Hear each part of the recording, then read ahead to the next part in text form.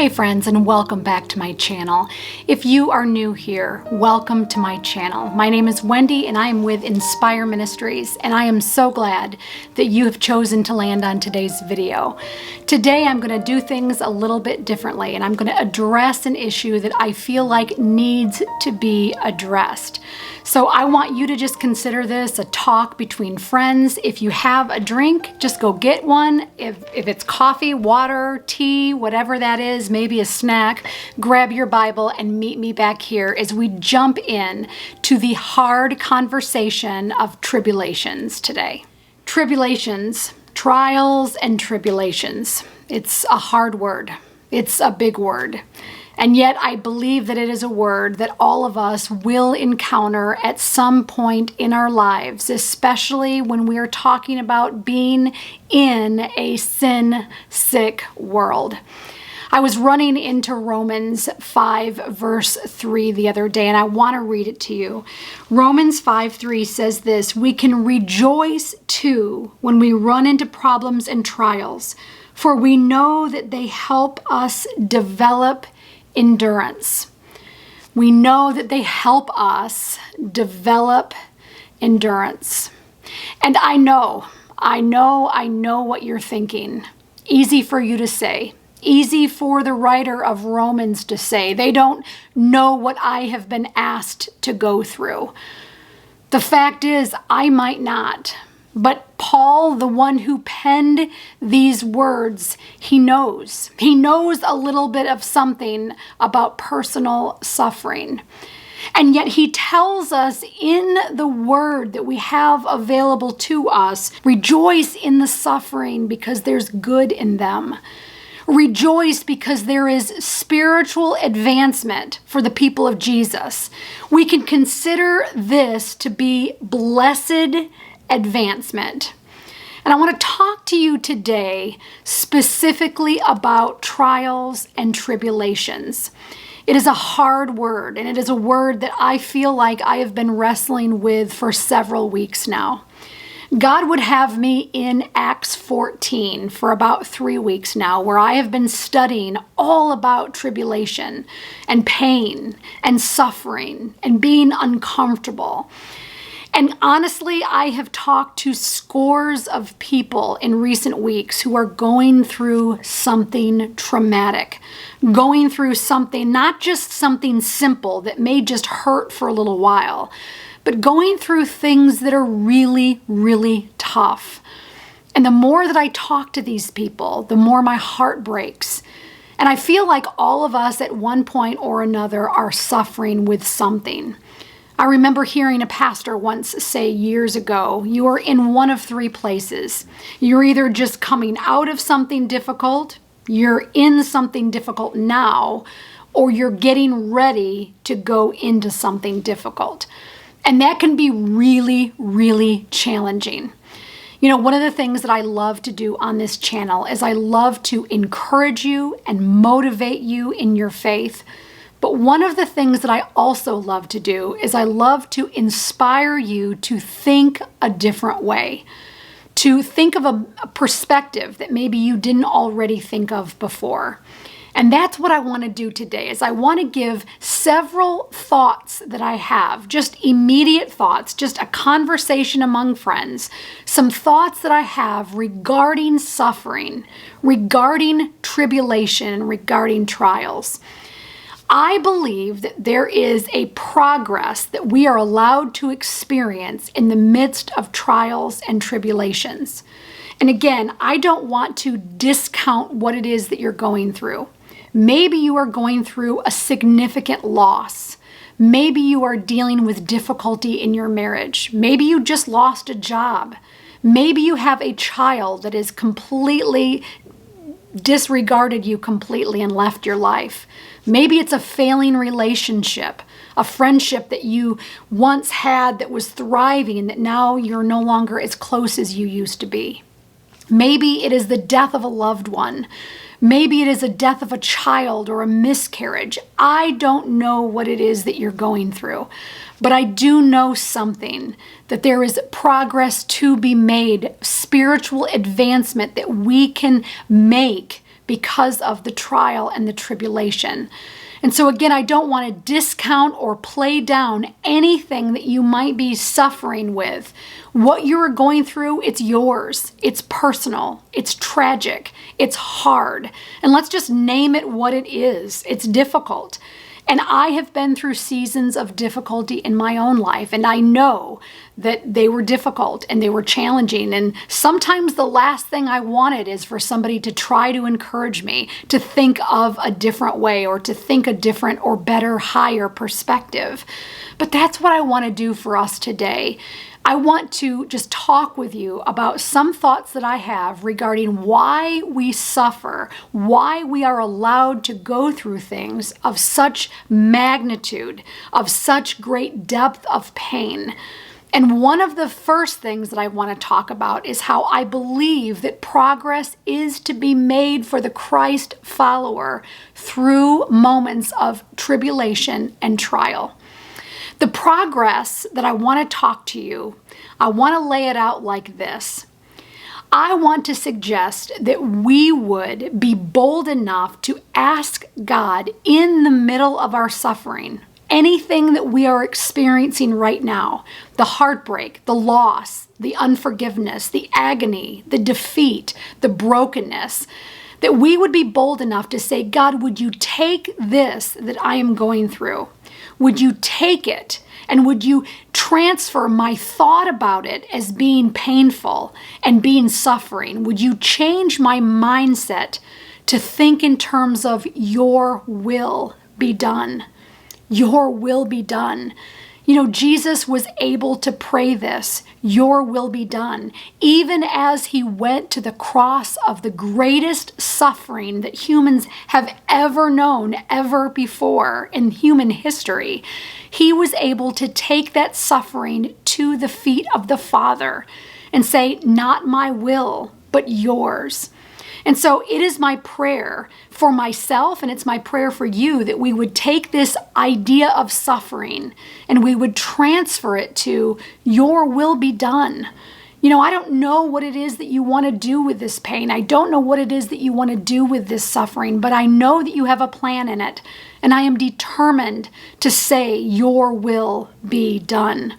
Regardless of the pain that I am being asked to endure, regardless of the discomfort that I'm experiencing, regardless of the popularity or the not so popular decision that I make for my life, your will be done.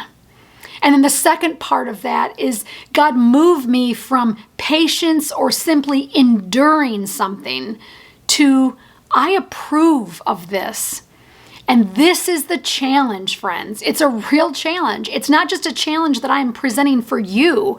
It's a challenge that I am posing for myself as well. Could we have the guts? Could we have the audacity? Could we have the braveness and the boldness to say, move us from a scenario where I am simply patient, where I am simply enduring until it's over, enduring the heartbreak until it's past, to God, I approve anything that comes from your hand. And friend, I know this is the hardest challenge that we have before us today. Because the truth is that it might mean I approve this loss if it's in your will. I approve this setback if it brings me closer to you. I talked to a friend this week that was talking about really needing somebody in her life in the last few weeks to encourage her. And she didn't have that friend that she thought she should have. She didn't have that person speaking joy and encouragement into her life. But one of the things that she told me is it really drew her to the feet of Jesus. It really forced her to have to get on her knees and come to the Lord. And so what we can say in this suffering, what we can say in this trial, this tribulation is, if it brings me closer to you, God, I approve of whatever comes from your hand. I was talking with my very best friend the other day, someone who I can tell you with 100% certainty that she has been through more trials and more loss and more hardship than almost anybody that I know. And we talked about this word beautiful. She recently lost her mother from cancer, who was a 25-year cancer survivor. And she finally passed away this past March, and she has been struggling with it so badly. But one of the beautiful legacies that her mother has left behind is that she never grumbled. She never complained about her cancer. She took it right straight to Jesus every single day. She took the hardship. She took what was hard about it, and she turned it to beautiful. And we started talking about this word beautiful. Beautiful by definition means this: excellent of its kind, wonderful, very pleasing, satisfying, extraordinary, incredible. And she told me something so profound that I'm not sure I will ever forget. She told me that she is trying desperately to look at everything as though it was beautiful, as though she can see everything with beauty in it. Because when we see beauty in all things, the ugliness fades. The disaster in it disappears. When we can see good in all things, when we can look at the enemy and say, you don't win, my God wins every time, that is victorious living. That is triumphant living. That is brave, bold living in the face of danger and in the face of agony, in the face of tribulation. So she told me that she has this saying now: this is beautiful. Fill in the blank. This is a beautiful mess. This is beautiful suffering. This is even beautiful loss. And she didn't even say it as one that has masterfully came out victorious on the other side. She is currently in the midst of her own pain and her own suffering, and yet she is willing to bring it before the feet of Jesus and think a different way. And that, my friends, is moving from suffering to your will be done, from patience and endurance to approval. Because we believe that if it comes from the hand of God, it cannot be wrong. I want to share with you some of the other thoughts that I've had concerning trials and tribulations. They would be the words that I would whisper to a friend on Wednesday morning as I was trying to encourage her over something that she too is going through in her own life. One of the things that I encouraged her, and what I want to encourage you with today, is that trials, tests, hardships, heartbreak, loss, all of these tragedies are an invitation to the more of Jesus. It is as though he is giving us this gift to pursue him at a deeper level. And so I want to encourage you, what is it that you're going through? And what is it that you can begin to pursue Jesus at a deeper level in today? Maybe it is trusting him more. Maybe it is letting go of doubt more. Maybe it's just letting go of worry and fear and anxiety. I did a poll recently on a Facebook group that I manage, and I asked, what is the one thing that you suffer with more than anything? And the two leading things right now are worry and anxiety. Those things go hand in hand. And yet I believe that they are an invitation to the more of Jesus, an invitation to go deeper into relationship with him. Why? Because we just have him to rely on. We've put him before us as the one thing to seek after with all of our heart, mind, body, soul, and strength. The second thing that I want to consider today is something that we can unpack in the book of James. In James chapter 1, he says, count it all joy. If you are suffering, count it all joy. And listen, I know what you're saying. Yeah, easy for James to say. He doesn't know what I'm going through. He doesn't understand this loss. And the fact is that all of these apostles, all of these teachers in the New Testament knew what it meant to be persecuted. They knew what it meant to go through trials and tribulation. They knew it. And yet they said, consider it all joy. I love the way that the NLT says that. Consider it all joy. I love the word consider. In other words, think about how we can take this opportunity to have joy in the midst of heartache, to have joy in the midst of pain. Can we consider it? He didn't say do it. He said consider it. Consider this an opportunity. God, can you allow me to see this as an opportunity to find joy in the midst of the hardship? I don't feel it right now. I don't understand it right now. I'm certainly not experiencing it right now. But can you bring me into that place of considering the opportunity for great joy? Another thought that I want to throw out there is this thought. I remember hearing a pastor talk through this a few years ago, and I have never been able to let it go, never been able to forget it.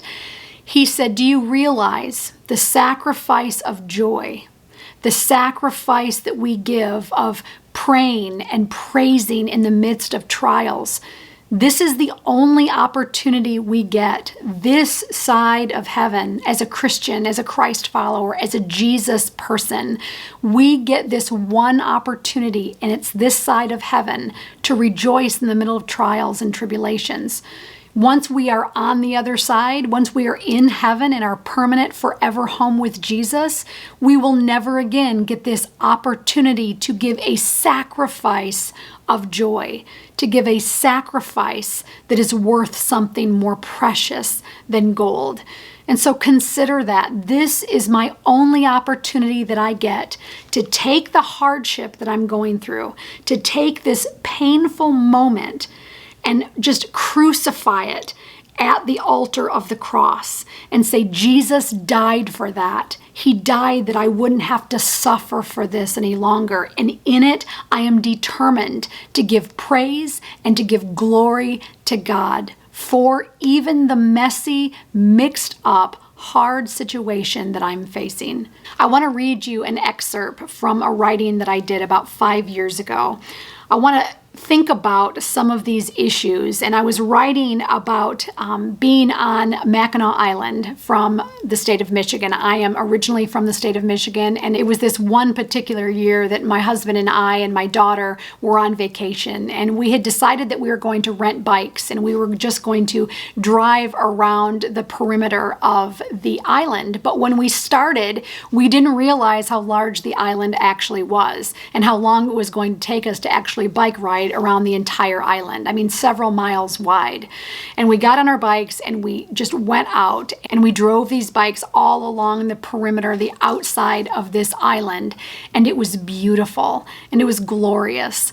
And the truth is that we wouldn't have been able to see this beauty had we not done the hard thing, and that was got on the bike, exhausted ourselves completely, but we would have missed the beauty that was in it.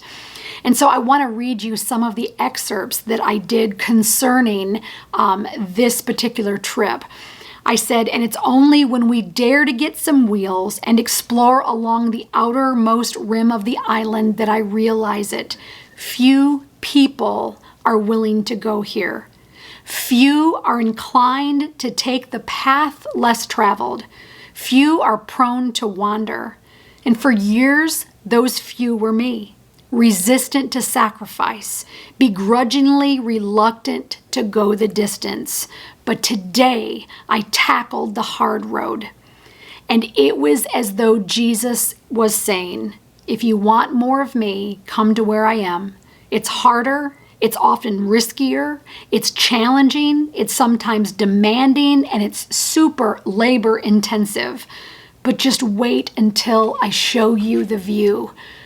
Friends, I believe that that is what God is calling us to in this season of suffering. He is calling us to go to that outer rim with Him, to dare to get on the bike, to go that extra mile, to see, because the view from that place is so beautiful. I talked to a friend recently who went through something completely tragic in 2019, and she said it made me a different person. I entered into the hard year that we would face as a nation in 2020, a completely different person. I feel like I was wrecked, she said, in 2019, but what I saw in the on the outside, when I saw from the distance that I had traveled with Jesus in 2020, was beautiful. And so I want to suggest to you today that few are willing to go to this place with Jesus, but he invites us into deeper relationship with him. And let's face it, things that would never occur in our life, these experiences that we would never have in our life if it hadn't been for the trial, if it hadn't been for the trouble that we faced that actually invited us in and led us into a deeper relationship with Jesus. The next thing I want to encourage you with today is, Jesus said to his disciples, and I think it's found in John chapter 16, he's eating with his disciples. He's telling his disciples some last and final words. It is an hour before he's going to be arrested. It's a day before the cross. He looks at his disciples as he's sharing a meal with them, and he says, "Take heart, I have overcome the world." I think this is so interesting that he uses a past tense word here. He says, "I have overcome the world." He doesn't say, "I'm getting ready to overcome," or "I am in the midst of overcoming." He says, "I have overcome the world," so that you can take heart, so that you can be confident, so that you don't have to suffer anymore. I have overcome the world. I have overcome. He says that triumphantly going in to the disaster.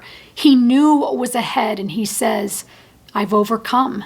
He chose mentally to believe that he had overcome so that you and I didn't have to suffer with our discouragement and our discomfort.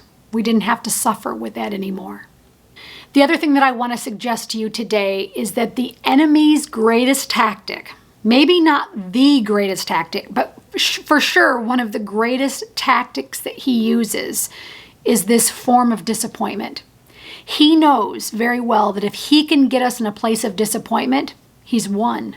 If we are disappointed in our quiet time, if we are disappointed with our prayer life, if we are disappointed in a season of suffering because it doesn't look like what we thought it would look like, if we prayed for the miracle to happen and we didn't receive the miracle, if we prayed for healing and we actually got sicker and we weren't healed the way that we thought we were going to be healed, that is a disappointment that the enemy will use, and we cannot let him get us to that place of feeling disappointed. The thing that I want to say regarding this is don't let the enemy win.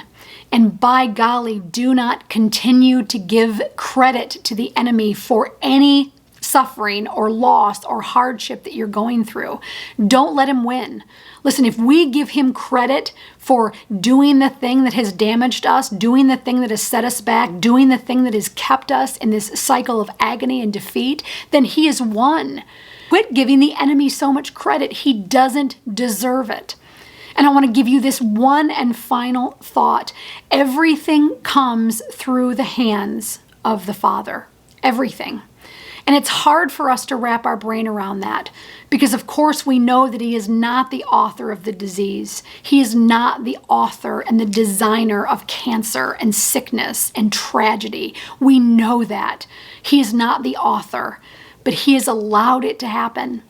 And I don't know why he's allowed tragedy to happen in your life. I don't know why he has allowed loss in your life and suffering and disadvantage and disappointment. I don't know why he has allowed those things to happen in your life or in mine. But what I know is that I cannot allow myself to believe anything else other than it came through the hands of the Father.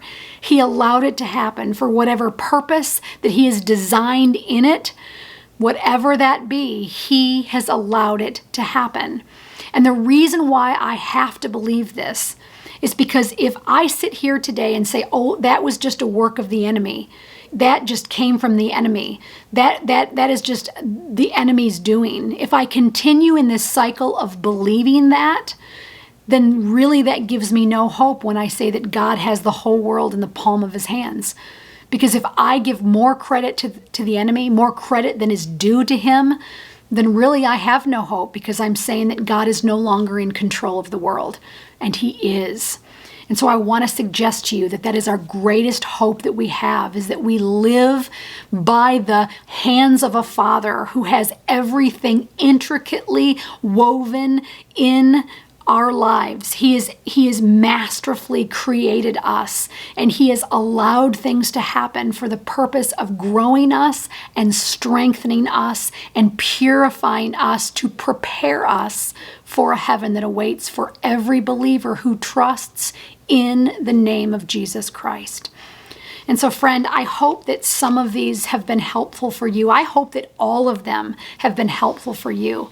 I know that there is a lot of loss that many are experiencing right now. I know there is great hardship and challenges that we are facing as a nation, as individuals, as families. Listen, there is a lot that we are going through.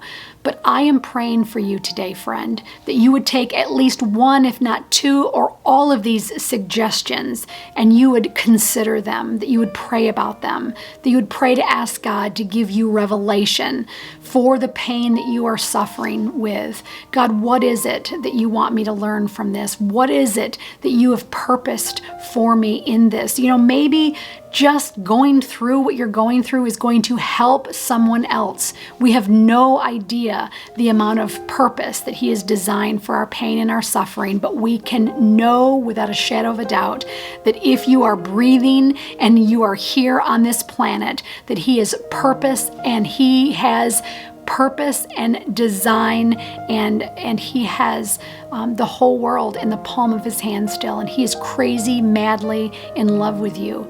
And so just come to the feet of Jesus, ask Him to do the work in you necessary to bring about this pain and suffering, and choose it for purpose, and use it for the purpose to transfer that suffering to your will be done. And will we be brave enough to say, you know what, it's not just going to be that I'm patient in this trial. It's not going to be that I just endure this. God didn't send His only Son on a cross to die that you and I would just endure this life, but that we would live victorious in Him, that we would be willing to say, I want to transfer this thought of just enduring into this thought and this mindset of, God, I approve anything that is from your hand. Friend, I hope that this has been helpful for you today. If it has, would you just give it a huge thumbs up? Would you comment down below? I would love to hear how this has helped you. I would love to hear about your trial and your suffering so that I can pray for you too.